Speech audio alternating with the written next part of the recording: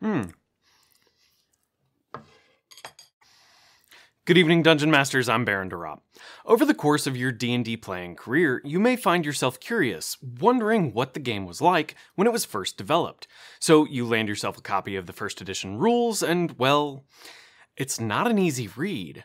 The rules are scattered to places you wouldn't expect, some rules you'd expect to find are simply non-existent, and concepts we would think are implied are explained with dizzying amounts of detail. And this is where old school Renaissance rushes in to save the day.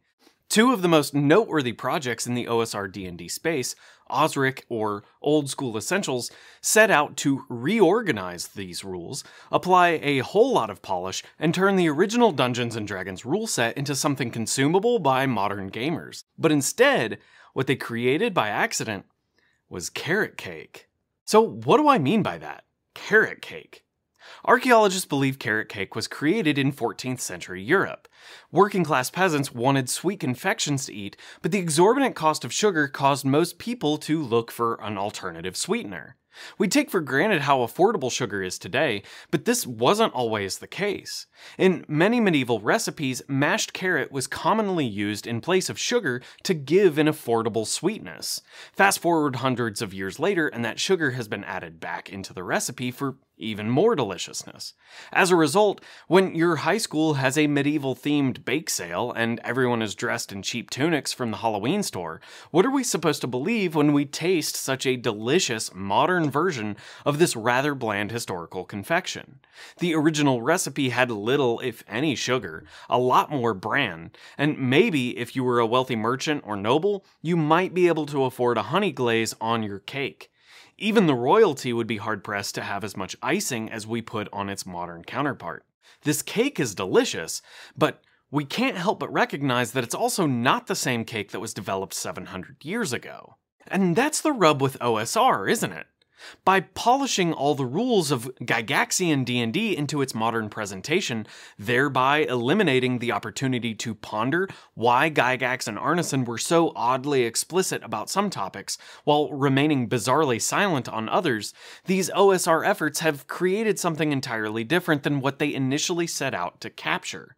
If one truly wanted to understand what D&D was like between the ears of Arneson and Gygax, it's helpful to keep in mind that this game wasn't born in a vacuum. Gygax and Arneson were both prolific wargame writers, and while they were forming their publishing company, TSR, they were also rubbing elbows with other developers in the period. The D&D duo's early wargaming work with Gideon Games eventually led to discussions with the who's who of Avalon Hill and Wargames Research Group, two of the most prolific wargames publishers to exist at the time. Even the concept of rolling to hit came about due to conversations between Gygax and Wargames Research Group's Phil Barker. Therefore, exploring the literature published by these other game writers creates a much more holistic worldview that Gygax and Arneson existed in as they cobbled together D&D from Chainmail and Overland Survival. Reading other wargames published by Gygax's contemporaries, like Avalon Hill's Panzerblitz or Wargames Research Group, Bellis Antiquitatis, and you can infer the kinds of problems Gygax and Arneson felt they needed to address. Further perusing wargaming literature published by these contemporaries, including Charles Grant, Tony Bath, Stuart Asquith, or even the roll-to-hit guy Phil Barker, and you can better understand the mindset of the culture from that era. With that context, suddenly the first edition rules of D&D become far more digestible. Additionally, it becomes apparent Gygax was writing rules for experienced wargamers, not 26-year-old WoW players who watch too much Jordan Peterson on YouTube. Imagine how confusing it would be to pick up a copy of Honey Heist and it be your first experience with role-playing games.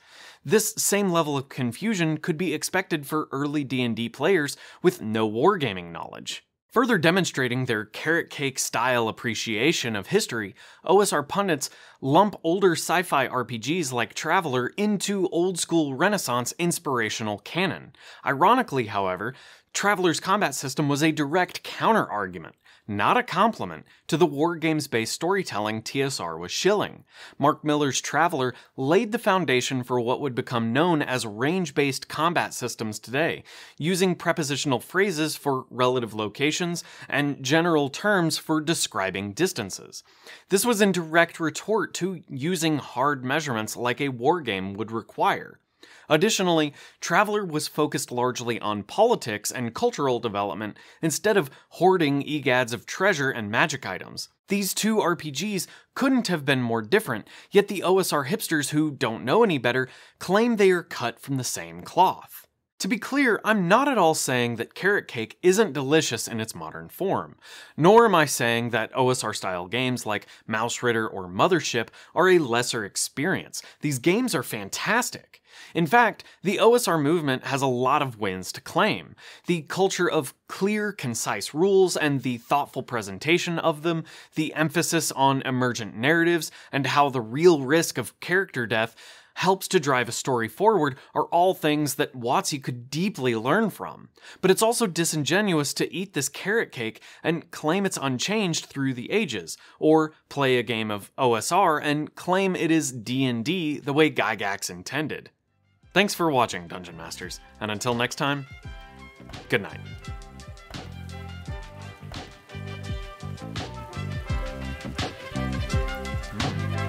It's good cake.